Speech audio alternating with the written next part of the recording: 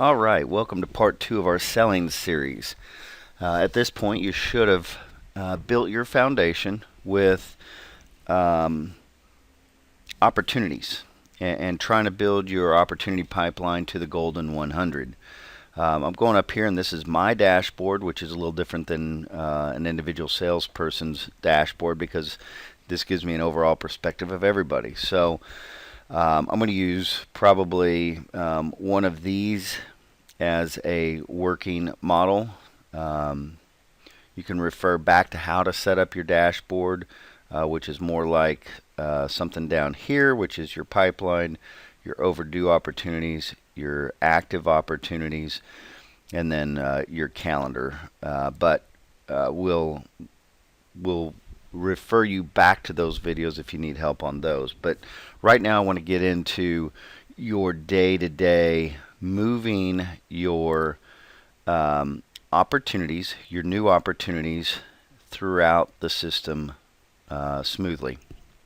So when you log in each day, basically what you're going to do is kind of take a 15-minute prep period and take a look at all of your pipeline, and you're going to kind of see what needs to be worked. So basically you want to go down to your overdue opportunities first and say, okay, which one of these do I need to clear first? And start clicking on those. And what I suggest is to right click. So you would right click on the opportunity name, open it up in a new tab, and you'll see it pops up here in a new tab. So you can obviously work this opportunity, do what you need to do with it, close this, and go back and refresh. And it'll refresh that opportunity and take it out of your overdue opportunities. Once you've cleared all of your overdue opportunities, you'll probably want to scroll back up to here. And you'll take a look at your new opportunities, because those are the ones that you really want to start pushing forward and see which ones you're engaged with, see which ones you're contacting. But real early in the sales cycle, since you just put in 100 opportunities as your foundation, might be a good starting point on the new opportunity stage. So all you have to do is simply click on the new opportunity, and it takes you to your listing. It gives you your opportunity, your contact name, the product interest, the stage, the next action date, and the next action notes. If yours looks different than that, or you want to add some criteria to it whenever you're calling, for example, maybe a phone number. So all I'm going to have to do is edit my criteria. I'm going to change my columns. And I'm going to add phone number. Scroll down. We need to find.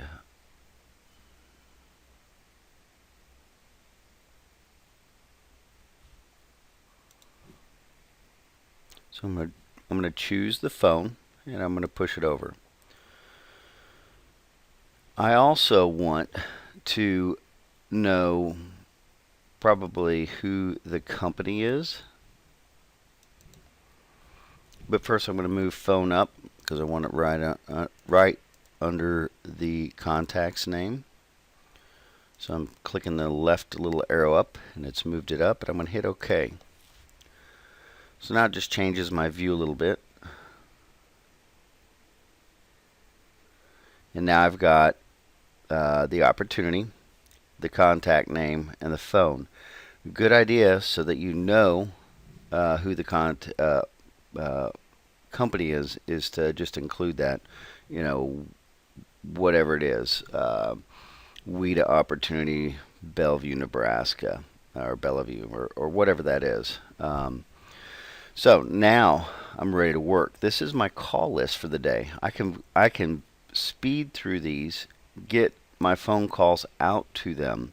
So really what I do, once I pull up this list, I'm going to contact Bellevue, Nebraska.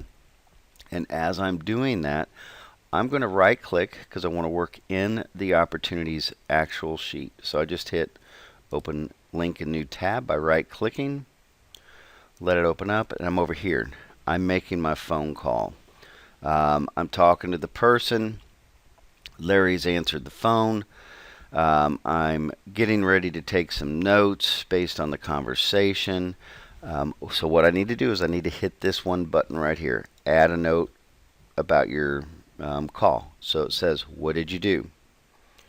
Always click if you want to change what your next follow-up action is, meaning you want a different follow-up action. So you would put in what you did, and I'm not going to mess with this one, but you would type in what you did, and then here's the next follow-up action. Type in what you want to do next. Again, the shortcut, put your thing here. If you want a day, hit a plus sign. If you want a week, hit the W. If you want a month, hit an M. And then save it. I'm going to go ahead and cancel because I don't want to change that one. And what that's going to do is change this and record it in your history. And at this point, now you need to determine, are they still in the new opportunity stage? No, you've made one contact attempt. So you're immediately out of the new opportunity stage and in the contacting stage. Now, if Larry answered the phone and you had a good conversation and you're talking back and forth, you would move him to engaging. But right now, we just left a message, so we're in the contacting. And they'll stay in that contacting and need to be contacted about every 2 days to 3 days until you get some kind of engagement. Good rule of thumb. After you've contacted them twice and left messages, pop them an email and be creative with it. Don't just keep it boring and mundane. Give them a reason to give you a call. If it's about a specific lead, if it's about a group of leads you want to discuss with them, if it's about closing out your alliance and you wanted to talk with them about someone recommending to talk to them, those are all good excuses for them to give you a call back. Drop a lot of names of members in the state. Drop a lot of contacts that you made and say you're working with these 3 groups and would love to talk with them. Talk about a project. So basically, once you've done that, you'd have to determine if you're in the qualified stage, meaning you've identified all of the qualifying questions. Do they have money? Are they ability to spend? Do they have authority to spend? Do they have an interest in our product, and what product is that? Then you might be able to commit it to your forecast. And committing it to your forecast begins to give you a perspective of what you're going to close that month or future months. If you've committed it to an October forecast or a future month, it kind of lets you know what you're going to go into on those months. So once I've done those 2 or 3 things, all I'm going to do is hit save. I'm going to go ahead and save because I didn't change this one at all.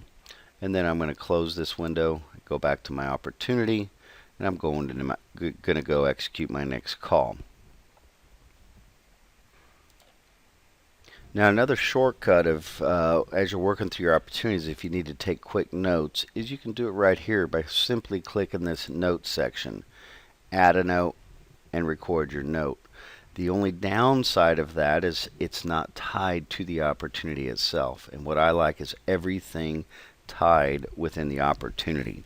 So if it's real early or you want a long standing note that can jog your memory about them, then use that. But on majority, open up the actual opportunity and go through it.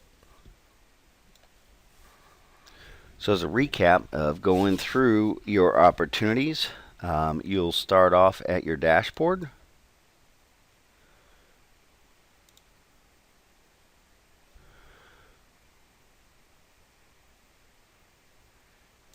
You'll take a look at your day and kind of strategize what you want to do with your day.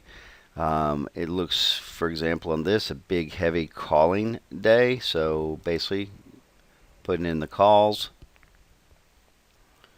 and working through your leads, working through your calls. So right-clicking on the opportunity, opening it up,